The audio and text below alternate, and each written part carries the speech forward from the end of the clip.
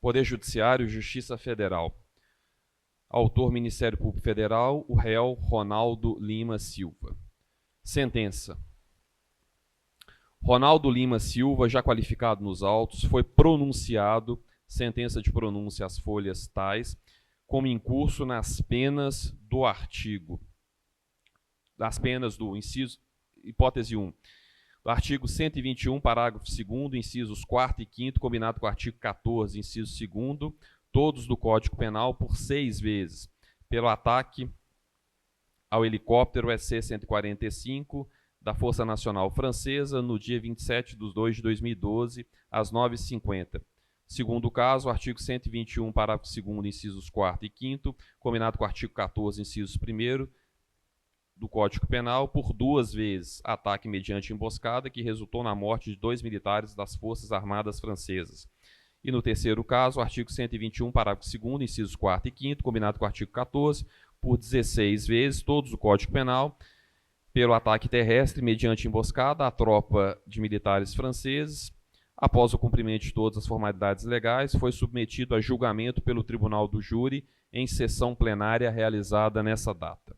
Passados e votados os quesitos, por maioria de votos, o Conselho de Sentença reconheceu a materialidade de todos os crimes e rejeitou a tese apresentada pela defesa de negativa de autoria, tendo considerado o réu culpado de todas as acusações.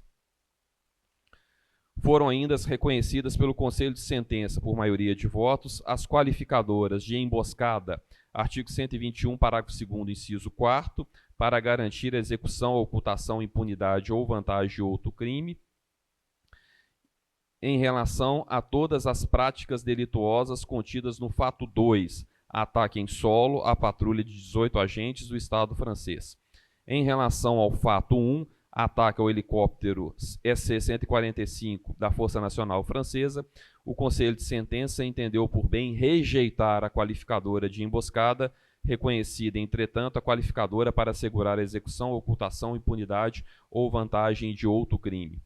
Ante o exposto e fiel a essas considerações, em observância à soberania do veredicto do Conselho de Sentença, condeno o réu Ronaldo Lima Silva como incurso nas penas do delito previsto no artigo 121, parágrafo 2º, inciso 5º, combinado com o artigo 14, inciso 2º, todos do Código Penal, por 6 vezes.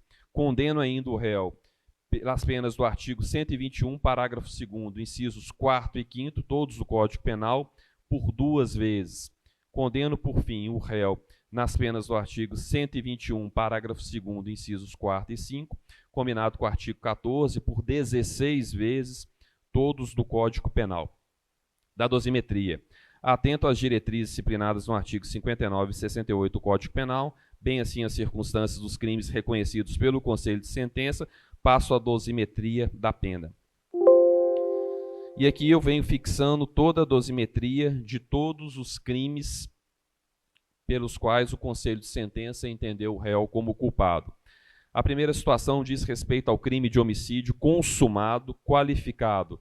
A vítima, adjuvante, chefe Stephanie Morralia, militar do Comando de Investigações e de Ações na Mata Virgem do 9º Regimento de Infantaria da Marinha. Fixo a dosimetria do crime de homicídio consumado qualificado. Vítima, cabo-chefe Sebastião Pissot, do 9º Regimento.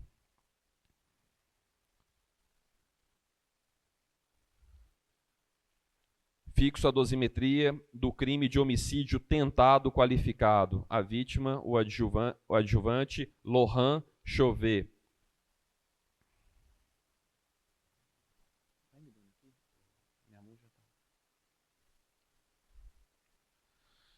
Crime de homicídio tentado qualificado, vítima, marechal de campo-chefe Vincent Courrouge. Crime de homicídio tentado qualificado, vítima, adjuvante Jean-Philippe Guillet. Sigo fixando a dosimetria do crime de homicídio tentado qualificado, vítima, marechal de campo-chefe Rafael Perrirat. Crime de homicídio tentado qualificado, vítima adjuvante Michel Joly. Crime de homicídio tentado qualificado, vítima capitão Jacques Rain. Crime de homicídio tentado qualificado, vítima marechal de campo-chefe Ludovic Adot. Crime de homicídio tentado qualificado, vítima cabo Fletcher Rosenberg. Crime de homicídio tentado qualificado, vítima marechal de campo-chefe Cyril Mazet. Crime de homicídio tentado qualificado, vítima adjuvante-chefe Fabrice Crunchamp. Crime de homicídio tentado qualificado, vítima cabo Alexis Dersakassian. Crime de homicídio tentado qualificado, vítima adjuvante Stephanie Ciclay. Ou Ciclé. Crime de homicídio tentado qualificado, vítima cabo Maxime Arramada.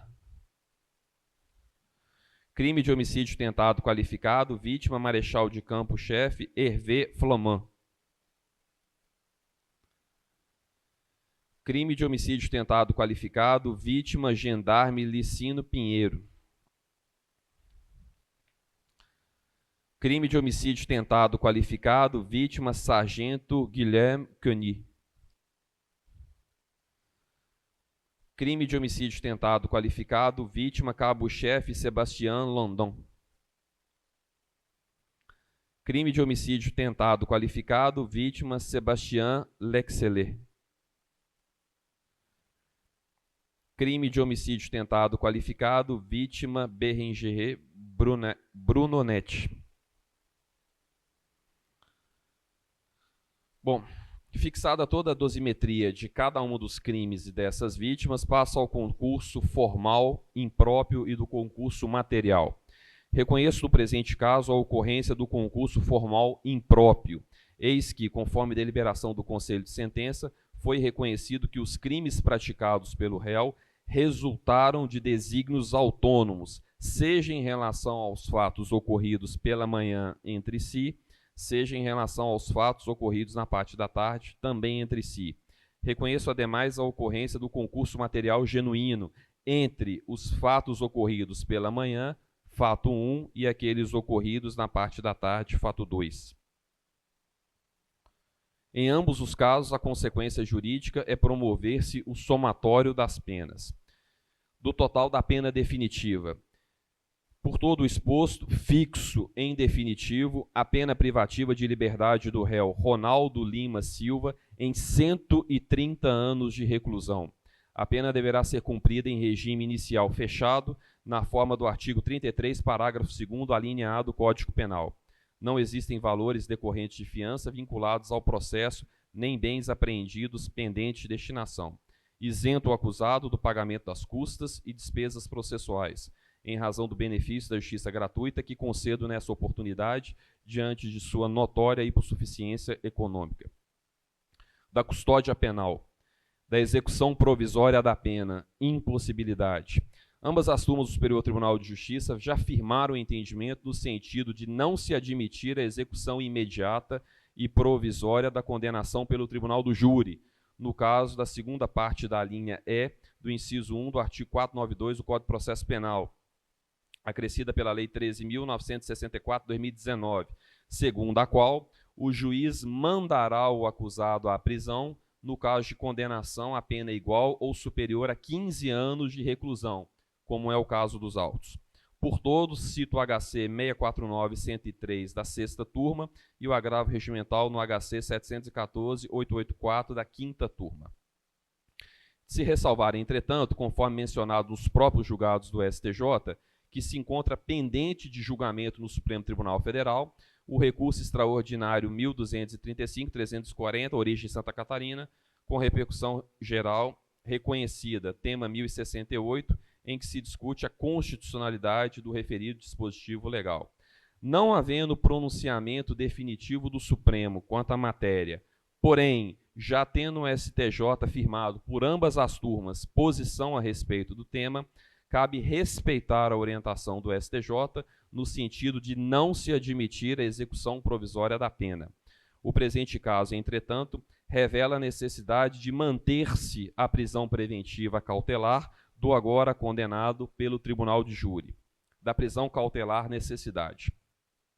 Verifica-se que o caso presente impõe a manutenção da prisão preventiva do acusado, com fundamento na garantia da ordem pública e para assegurar a aplicação da lei penal, bem como por ser medida adequada à gravidade em concreto dos crimes perpetrados, dadas as circunstâncias dos fatos e à vista das condições pessoais do acusado, nos termos do artigo 282, incisos 1 e 2, e artigo 312, caput, ambos do Código de Processo Penal. Isso porque, conforme demonstrado nos autos, os predicados pessoais do acusado são desfavoráveis à revogação da medida cautelar nessa oportunidade, tendo sido demonstrado que ele se apresenta como uma pessoa notoriamente perigosa, que praticou crimes gravíssimos e com emprego de violência em grau superior ao que se considera normal à espécie, restando demonstrado, no caso concreto, a presença do requisito do periculum libertatis. Não se pode olvidar ainda que, tanto pelo Juízo Federal da Subseção Judiciária de Oiapoque, perante o qual foi condenado nos autos da ação penal, como por esse juízo sentenciante, foi o acusado cautelarmente transferido para estabelecimento de segurança máxima, lá permanecendo por cerca de 4 anos, por ter representado sua presença no IAPEM um risco em potencial para os agentes de segurança. Outrosim, o acusado declarou neste plenário que não tem familiares no estado do Amapá, que não vê nem fala com eles há um bom tempo, não tendo prova nos autos que tenha qualquer residência fixa, nem ocupação lícita, nem mesmo a intenção de colaborar com a justiça. Pelo contrário, segundo consta, ele evadiu-se do distrito da Culpa, na Guiana Francesa, empreendendo fuga para o estado do Amapá, local onde acabou sendo preso. Além disso, a região em que se encontrava e onde ocorreram os fatos está situada em outro país, sendo de difícil acesso e fora do controle estatal brasileiro, local para onde, provavelmente, ao menos em tese, empreenderia possível fuga caso tivesse a chance, considerando que o grupo armado do qual fazia parte provavelmente continua em atividade.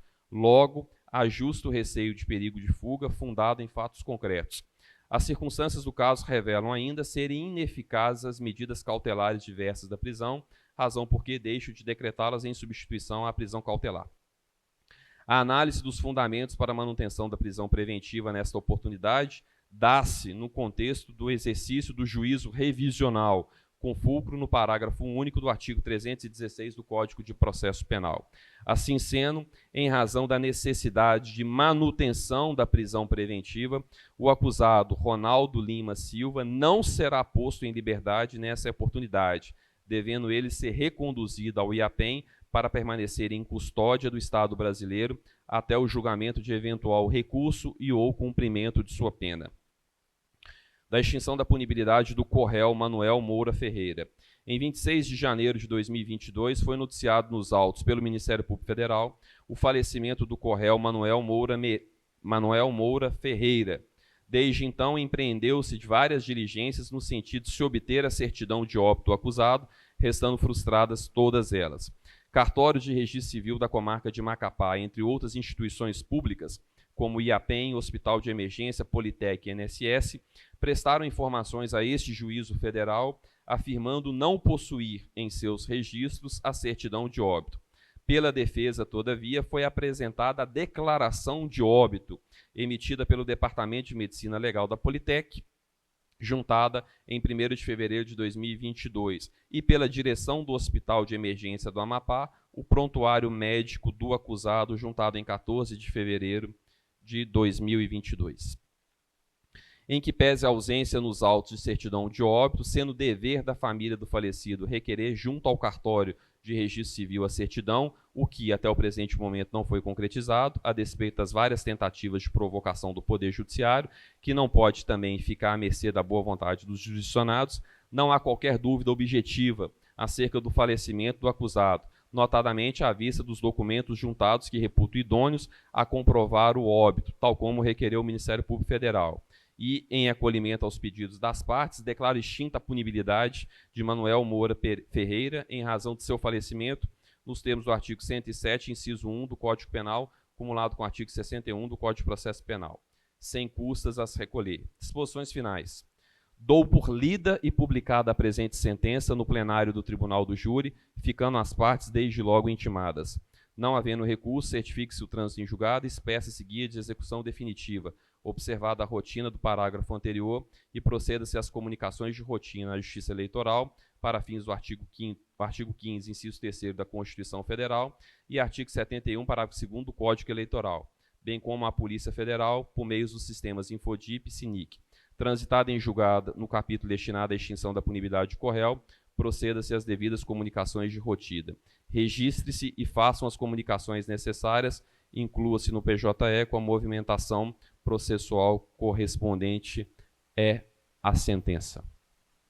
Senhoras e senhores, antes de declarar encerrado o presente julgamento e a presente sessão plenária, eu gostaria, em nome da Justiça Federal, de uma vez mais agradecer a presença de todos que estão aqui desde as 7h30 da manhã do dia anterior e se portaram de forma absolutamente correta, respeitosa.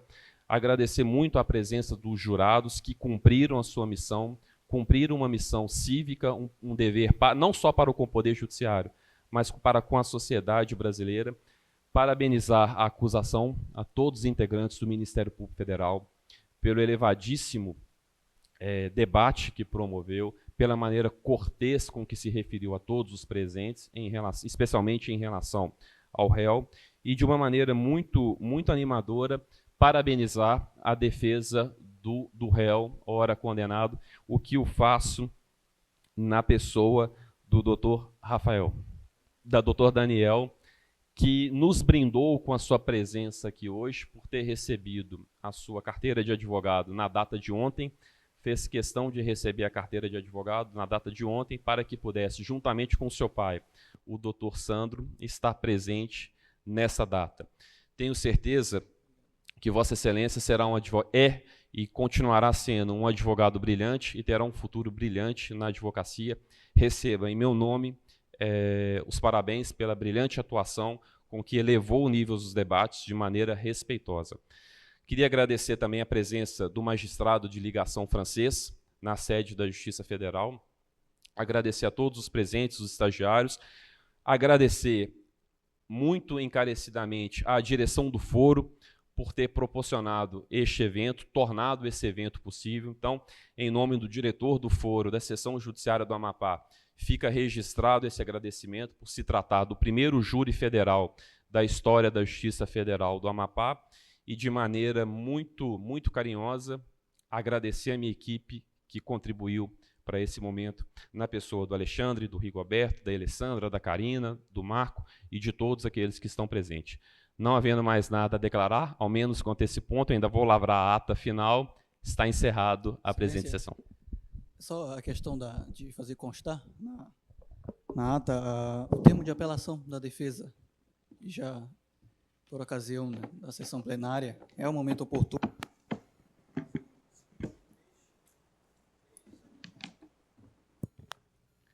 No 593, inciso 3, A e D, que são ocorrer nulidade posterior à denúncia, a pronúncia, e for a decisão dos jurados manifestamente contrária à prova dos autos. E, com todo respeito devido ao egrégio conselho de sentença, a defesa não concorda, mas respeita, por essa razão que já pugna a apelação, Excelência, nesses termos.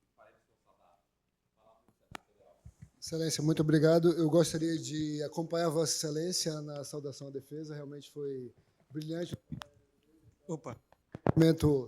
Daniel, por esse desempenho no seu primeiro júri com a carteira da Ordem dos Advogados do Brasil.